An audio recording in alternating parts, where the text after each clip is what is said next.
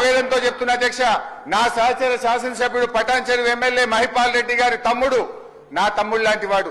మేము ఉద్యమంలో పార్టీలో 20 ఏళ్లు కలిసి పనిచేసినాం. ఆ మహిపాల్ రెడ్డి గారి స్టోన్ క్రషర్ లో చిన్న తప్పు జరిగిందని రాత్రికి రాత్రి అరెస్ట్ చేసి నెల రోజులు మా మహిపాల్ రెడ్డి ఎమ్మెల్యే గారి తమ్ముడిని జైల్లో పెట్టారే. అంటే ప్రతిపక్షానికి ఒక న్యాయం, అధికార పక్షానికి ఒక న్యాయం ఉంటుందా? ఈరోజు మీరు ఇది ఒకటే కాదు ఇంకా చాలా చిట్టా తీసి పెట్టినాము.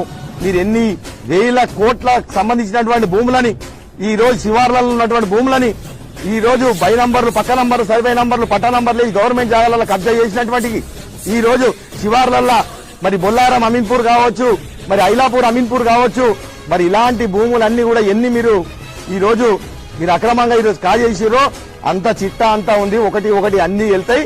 ఖచ్చితంగా మిమ్మల్ని నిద్ర పోనిచ్చేది లేదు. ప్రతి ఒక్క రూపాయిని మీకు కక్కిచ్చేది ఉన్నది.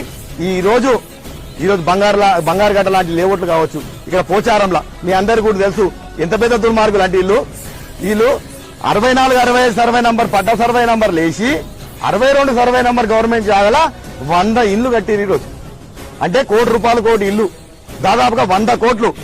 మరి దీనికి మాజీ మంత్రి గారు సమాధానం చెప్పాలి. హరీష్ రావు గారు, ఇవన్నీ మీకు తెలియకుండానే జరుగుతా ఉన్నాయని అడుగుతా ఉన్నా. అన్న మీ కమిషన్ ఎంత అని అడుగుతా ఉన్నా, మీ వాటా ఎంత అని అడుగుతా ఉన్నా.